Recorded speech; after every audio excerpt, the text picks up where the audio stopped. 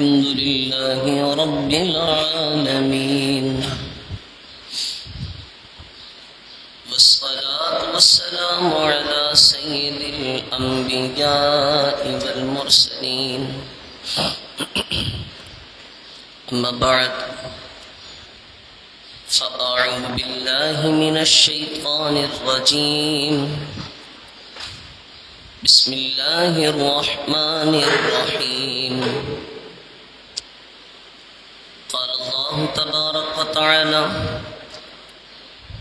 شهر رمضان الذي أنزل فيه القرآن هدى للناس وبينات من الهدى والفرقان. صدق الله العظيم. إن الله وملائكته يصلون على النبي يا أيها الذين آمنوا صلوا عليه وسلموا تسليما. باواز بلند اللهم صل وسلم على سيدنا ومولانا محمد. قد ضاقت حيلتي أدركني يا رسول الله صلى الله تعالى عليه وسلم. مولاي صل وسلم دائما أبدا على حبيبك خير الخلق كلهم. يا رب بالمصطفى بلغ مقاصدنا واغفر لنا ما مضى يا واسع الكرم.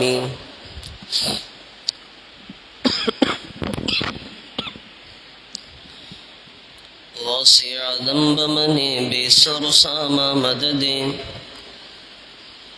قبل ایدی مدد کعبہ ایما مدد.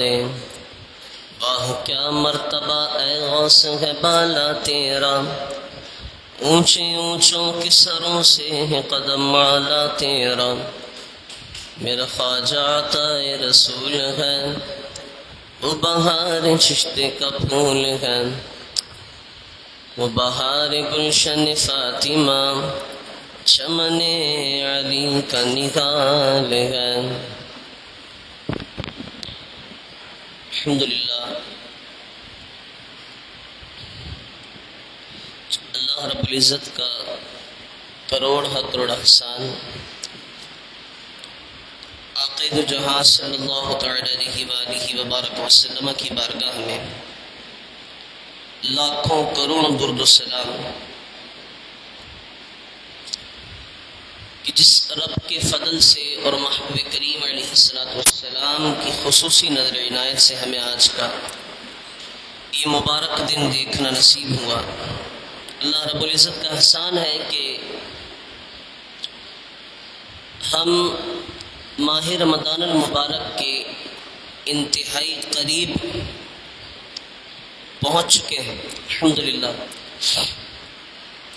اور ماہ رمضان المبارک کی آمد ہے. ماہ رمضان المبارک کی آمد سے قبل چاہیے کہ اس کی تیاری کر لی جائے. ماہ رمضان المبارک کی تیاری کے سلسلے میں چند باتیں آپ لوگوں سے عرض کروں گا، چونکہ آج طبیعت انتہائی ناساز اور میرا بیٹھنا بھی اس وقت مشکل ہو رہا ہے، لیکن یہ کہ حاضری ہو جانا یہ بھی بڑی شرف کی بات ہے. تو ماہ رمضان المبارک یہ اللہ رب العزت کا ایمان والوں پر ایک احسان عظیم ہے کہ اللہ رب العزت نے نبی محتشم صلی اللہ علیہ وآلہ وبارک وسلم اور پیارے آقا کی اس امت کو ماہ رمضان المبارک جیسا عظیم اور بلند مہینہ عطا فرمایا. اب ہمیشہ سے یہ اصول ہے کہ دو کیٹیگری کے لوگ ہوتے ہیں، عوام، امت، یہ دو حصوں میں تقسیم ہے۔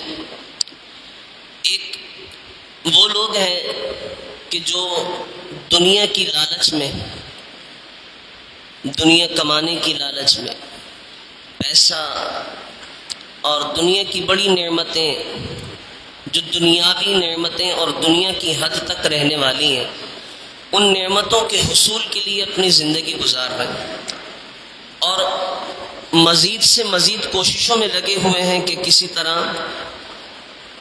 انہیں ملنے والی آسائش اور پرتعیش زندگی، عیش و عشرت والی زندگی مزید بڑھتی چلی جائے۔ اور ایک وہ لوگ ہیں کہ جو اللہ رب العزت کی طرف سے ملنے والی نعمتیں جو اخروی نعمتیں ہیں، یعنی روحانیت، قرآن، روزہ، نماز، زکوٰۃ، جو روحانی نعمتیں ہیں، اللہ رب العزت کی طرف سے ملنے والی ان روحانی نعمتوں کی تک و دو میں لگے رہتے ہیں۔ تو ہمیشہ سے یہ سلسلہ ہے کہ کیٹیگری دو حصوں میں تقسیم رہی ہے کہ ایک وہ لوگ جو روحانی نعمتیں حاصل کرنے کی کوشش میں لگے رہتے ہیں، اور دوسرے وہ لوگ جو دنیاوی نعمتیں حاصل کرنے کی کوشش میں لگے رہتے ہیں۔ جو لوگ دنیاوی نعمتیں حاصل کرنے کی کوشش میں لگے رہتے ہیں، اللہ رب العزت ان لوگوں سے ان نعمتوں کو اتنا ہی دور کر دیتا ہے۔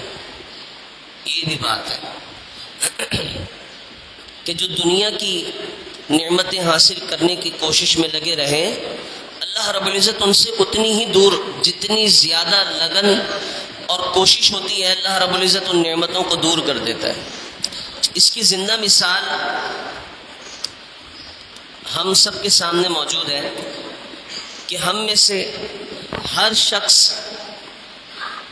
اگر اس کی تنخواہ 25,000 ہے تو اس کی چاہت یہ ہوتی ہے، مجھ سمیت اس کی چاہت یہ ہوتی ہے کہ یہ 25 نہیں، یہ 30 ہو جائے۔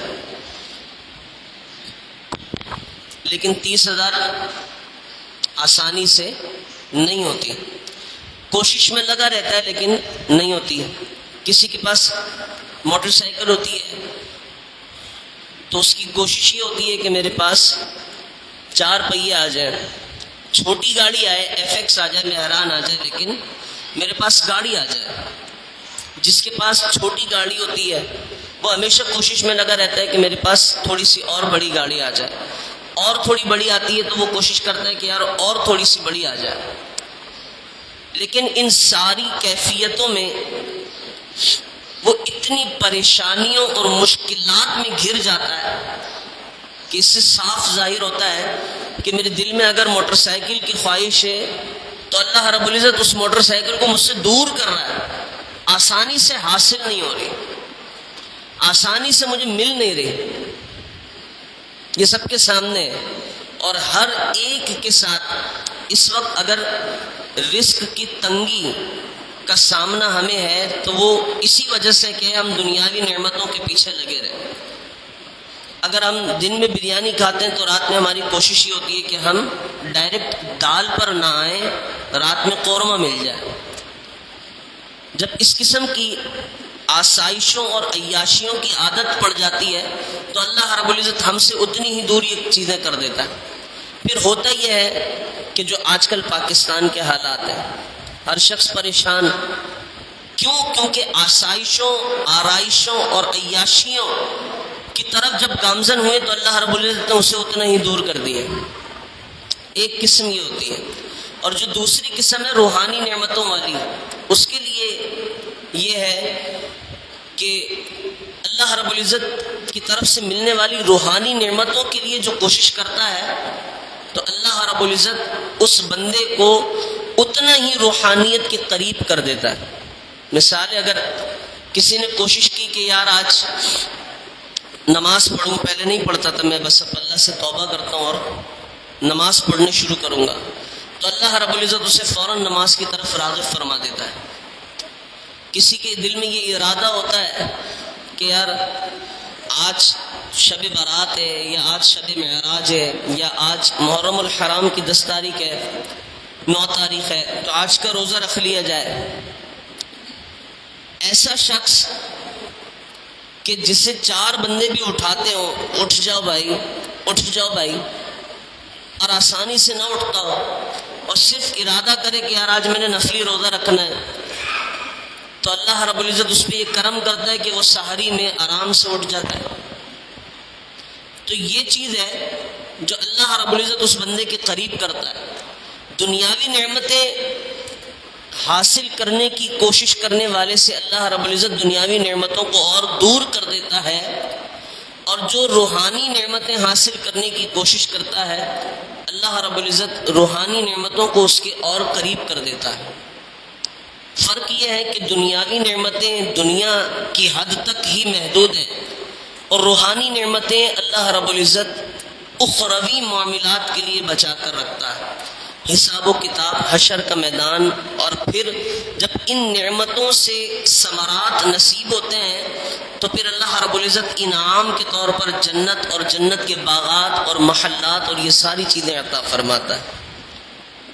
اب ماہ رمضان المبارک کی آمد ہے، یہ تمہیدی باتیں اس لیے کہ جو شخص دنیاوی نعمتوں کی تک و دو میں لگا رہتا ہے اس کے لیے تو سارے سیزن ہیں، یعنی ہر وقت اس کے لیے یہ کوشش ہے کہ یار میں یہ بھی حاصل کر لوں، یہ بھی حاصل کر لوں، یہ بھی حاصل کر لوں۔ لیکن روحانی نعمتوں کو حاصل کرنے کے کوشش کرنے والوں کے لیے ماہ رمضان المبارک موسم بہار کی حیثیت رکھتا ہے۔ ماہ رمضان المبارک، اس میں انسان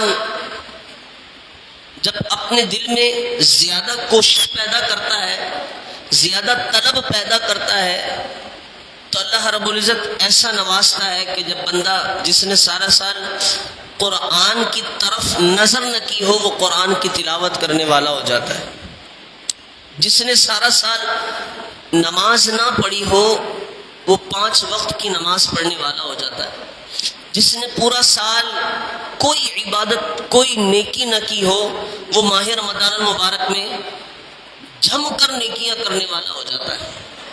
تو یہ اس بات کی واضح دلیل ہے کہ جو شخص روحانی نعمتوں کے پیچھے پڑ جاتا ہے، یعنی اس کو حاصل کرنے کی کوشش کرتا ہے، تو اللہ رب العزت اس بندے کو روحانیت کے قریب کر دیتا ہے، اور تھوڑا قریب نہیں بلکہ 10 گنا زیادہ قریب کر دیتا ہے۔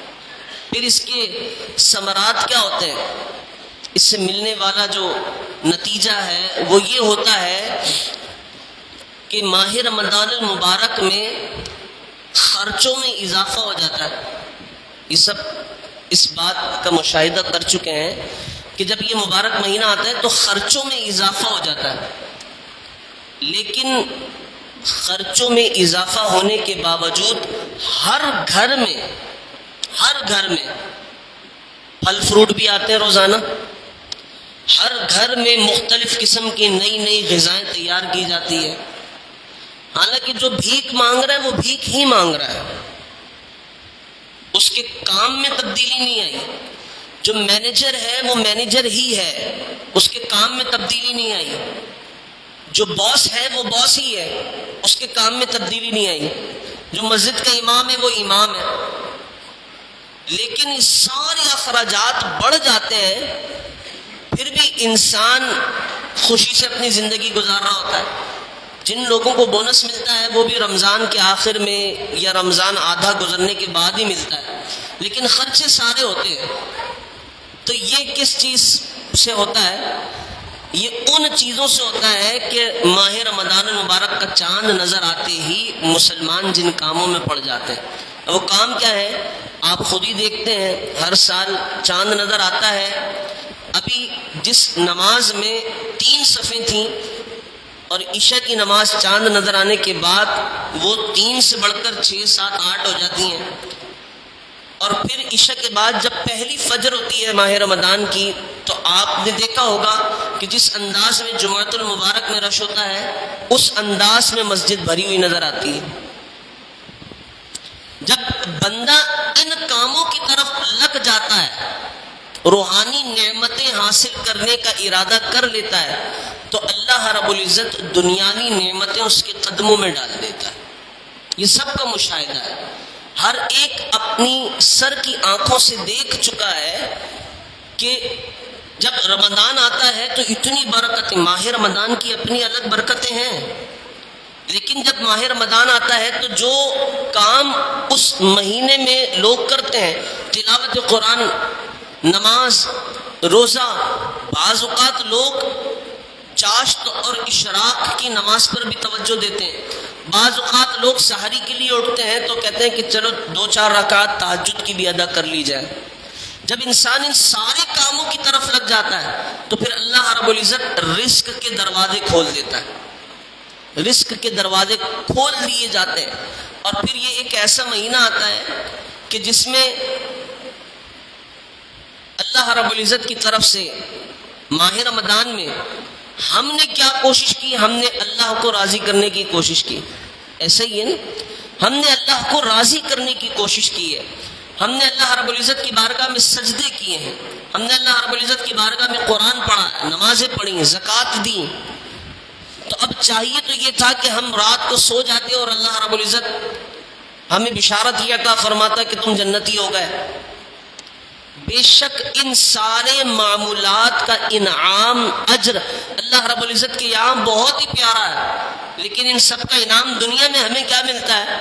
ہمیں یہ ملتا ہے کہ ہم پورا مہینہ گزرنے کے بعد نئے صاف ستھرے کپڑوں میں گھر سے نکلتے ہیں.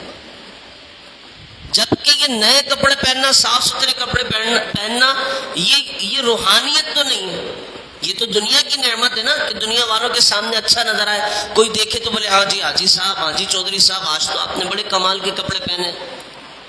وہ شخص جسے پورا سال کپڑے نئے نصیب نہیں ہوتے، اسے بھی اللہ ماہ رمضان المبارک کے اختتام پر نئے کپڑے نصیب کر دیتا ہے. تو یہ سب ہوتا کیوں ہے؟ یہ اس لیے ہوتا ہے کہ ماہ رمضان المبارک میں دنیاوی نعمتوں کی کوشش کم ہو جاتی ہے اور روحانی نعمتیں حاصل کرنے کی کوشش میں اضافہ ہو جاتا ہے. جب ان نعمتوں کی کوششوں میں اضافہ ہوتا ہے تو پھر اللہ رب العزت دنیاوی نعمتیں قدموں میں ڈال دیتا ہے، رزق کی فراوانی ہو جاتی ہے. اور بہت ساری ایسی چیزیں کہ جن چیزوں سے انسان پورا سال ان چیزوں کے پیچھے بھاگتا رہتا ہے کہ یار مجھے یہ بھی چیز نصیب ہو جائے، مجھے یہ بھی چیز نصیب ہو جائے، اور ماہ رمضان مبارک میں اس چیز کی طرف توجہ بھی نہیں ہوتی اور اللہ نصیب کر دیتا ہے. پورا سال جس کے گھر میں پھل نہ آتے ہو، اللہ رب العزت اس مہینے میں پھل عطا فرماتا ہے اور ہر روزانہ عطا ہو جاتا ہے. سستا سا پھل ہی صحیح، لیکن اللہ رب العزت، اب ہم تربوز اور خربوزہ ماہ رمضان میں یہ سب سے زیادہ استعمال ہونے والے پھل ہیں، لیکن کتنی اچھی بات ہے، دیکھیں یہ وہ پھل ہیں کہ جو کینسر کے مرض میں انتہائی مفید ہے. کینسر کا مرض ایک دنیاوی مرض ہے نا، اور ماہ رمضان المبارک کا ایسا عظیم مہینہ ہے کہ جب یہ مہینہ آتا ہے تو کینسر کے مرض سے صحت پانے والی چیزوں کا استعمال خود بخود شروع ہو جاتا ہے. کسی کی بھی یہ چاہت نہیں ہوتی کہ ہم کینسر سے بچنے کے لیے یہ پھل استعمال کر رہے ہیں. کسی کی چاہت ہوتی ہے؟ کسی کی بھی نہیں. لیکن اللہ رب العزت کو راضی کرنے کی کاوشوں میں جب انسان پڑ جاتا ہے تو اللہ رب العزت اسے انعام کے طور پر یہ چیزیں عطا فرماتا ہے کہ میرے بندے تو نے پورا مہینہ میرے لیے بھوک گزاری ہے، بھوک کاٹی ہے، اب مہینہ ختم ہو گیا، اب تو نئے کپڑوں میں گھر سے نکلے گا. اے میرے بندے، تو نے پورا مہینہ میرے لیے بھوک کاٹی ہے، اب لہٰذا تو جس سے بھی ملے گا سب تیری تعریف کریں گے، سب تیرے چہرے کو دیکھ کر کہیں گے بھائی ماشاءاللہ نور آ رہا ہے. وہ لوگ جو پورا سال کریمیں لگاتے ہیں وہ نور نہیں آ پاتا جو ماہ رمضان المبارک گزارنے کے بعد آ جاتا ہے. تو اب ماہ رمضان المبارک کو گزارنے سے پہلے، اس کے شروع ہونے سے پہلے ہمیں کس چیز کی ضرورت ہے؟ ہمیں ضرورت یہ ہے کہ ہم اس کی تیاری کریں. یعنی تیاری سے مراد یہ کہ ہم اب اپنا احتساب کریں کہ ہم دنیاوی نعمتوں کے پیچھے بھاگنے والے لوگوں میں شمار کیے جاتے ہیں یا روحانی نعمتوں کے پیچھے بھاگنے والے لوگوں میں شمار کیے جاتے ہیں؟ اگر ہم دنیاوی نعمتوں کے حصول کی کوشش کرتے ہیں تو ماہ رمضان المبارک اگرچہ جیسا عمومی فائدہ سب کو پہنچاتا ہے وہ ہمیں بھی پہنچائے گا، لیکن اگر ہم روحانی نعمتوں کے حصول کی کوشش کرنے والے لوگوں میں شمار کیے جائیں تو جو عمومی فائدہ سب کو نصیب ہوتا ہے ماہ رمضان کا وہ تو نصیب ہوگا ہی، لیکن اللہ رب العزت کی طرف سے ایسے خصوصی انعام و اکرام عطا کر دیے جائیں گے کہ جس کا ہمارے وہم و گمان میں تصور بھی نہیں ہوگا۔ یہ ماہ رمضان المبارک کی تیاری ہے۔ پھر اپنے دلوں میں عبادت کی محبت اضافہ کیا جائے، قرآن کی محبت کا اضافہ کیا جائے، کیونکہ یہ نیکیاں کرنے کے لیے موسم بہار ہے۔ ماہ رمضان المبارک یہ نیکیاں کرنے کے لیے موسم بہار کی حیثیت رکھتا ہے کہ اللہ رب العزت نے یہ انعام، یہ احسان ایمان والوں کو عطا کیا کہ رزق، آپ نے سنا بھائی شب برات آتی ہے تو اللہ رب العزت اعلان فرماتا ہے کہ ہے کوئی رزق طلب کرنے والا، سنا ہے نا؟ لیکن یہ وہ مہینہ ہے کہ اللہ رب العزت اعلان نہیں فرماتا، اللہ رب العزت رزق کے دروازے کھول دیتا ہے۔ یہ وہ مہینہ ہے رزق کے دروازے کھول دیے جاتے ہیں، تنخواہ وہی ہے، کام ڈیوریشن میں بھی فرق آ جاتا ہے۔ دیکھیں کتنا یہ فضیلت والا مہینہ ہے، کام کی ڈیوریشن میں بھی فرق آ جاتا ہے، دورانیہ بھی چھوٹا ہو جاتا ہے۔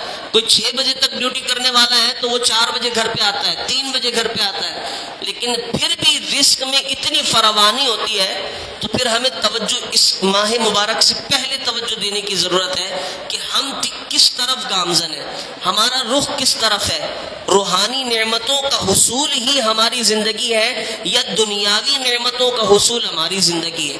اگرچہ دنیاوی نعمتوں کا حصول ہماری زندگی ہے پھر بھی ماہ رمضان اپنی برکتوں سے ہمیں ضرور مستفیض کرے گا، لیکن روحانی نعمتوں کا حصول یہ ایک ایسی اعلیٰ نعمت ہے کہ پھر اللہ رب العزت عمومیت سے کچھ ہٹ کر ہی عطا فرماتا ہے۔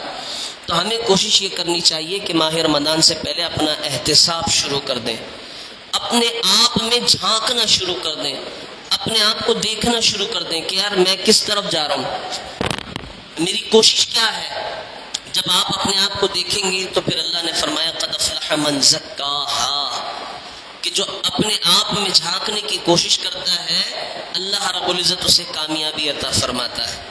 جو اپنے آپ میں دیکھنے کی کوشش کرتا ہے، پھر یہ رزق کی پریشانی، تنگی، جب آپ یہ سب کچھ کوشش کریں گے، بس آخری جملہ کہ جب آپ یہ کوشش کریں گے تو جو برکتیں، جو نعمتیں اور جو رزق کی فراوانی ماہ رمضان المبارک میں اللہ رب العزت عطا کرتا ہے وہ پورا سال ہمیں نصیب ہوگی۔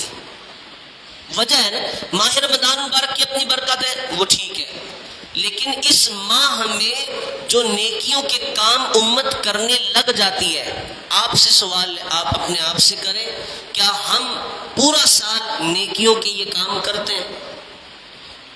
پورا سال ہم نیکیوں کے ان کاموں میں کبھی مشغول رہتے ہیں؟ کبھی اس طرح مسجد میں آپ نے نمازوں میں رش دیکھا؟ کبھی قرآن کی تلاوت اس انداز میں ہوتے ہوئے دیکھی؟ کبھی آپ نے تہجد کی نماز اس طرح پڑھی؟ جب آپ یہ سارے سوال اپنے آپ سے پوچھیں گے تو پھر آپ کو اندازہ ہو جائے گا اور یہ بالکل مشاہدہ ہو جائے گا کہ کیوں پاکستان تنگ دستی کی طرف جا رہا ہے، کیوں پاکستان میں رزق کی فراوانی نہیں ہے۔ جب یہ مشاہدہ ہو جائے تو پھر امید ہے، مجھے بھی اپنے آپ سے اور سبھی کو اپنے آپ سے امید ہونی چاہیے کہ جب ہم ماہ رمضان المبارک اور دیگر 11 مہینوں کا مشاہدہ کر لیں گے آپس میں تو پھر سب کو یہ اندازہ ہو جائے گا کہ کیوں پاکستان تنگ دستی کی طرف جا رہا ہے اور کیوں ماہ رمضان المبارک میں رزق کی اتنی فراوانی ہو جاتی ہے۔ تو اللہ رب العزت ہمیں دونوں صورتوں میں، ماہ رمضان المبارک اور اس کے علاوہ دونوں صورتوں میں اپنا احتساب کرنے کی، توفیق نصیب فرمائے اور اس احتساب کے ذریعے اپنے اعمال کا تقابل کرنے کی، رمضان کے اعمال کیا ہیں اور غیر رمضان کے اعمال کیا ہے، اس کا تقابل کرنے کی بھی توفیق نصیب فرمائے۔ وآخر دعوانا ان الحمد للہ رب العالمین، سنت ادا فرمائے۔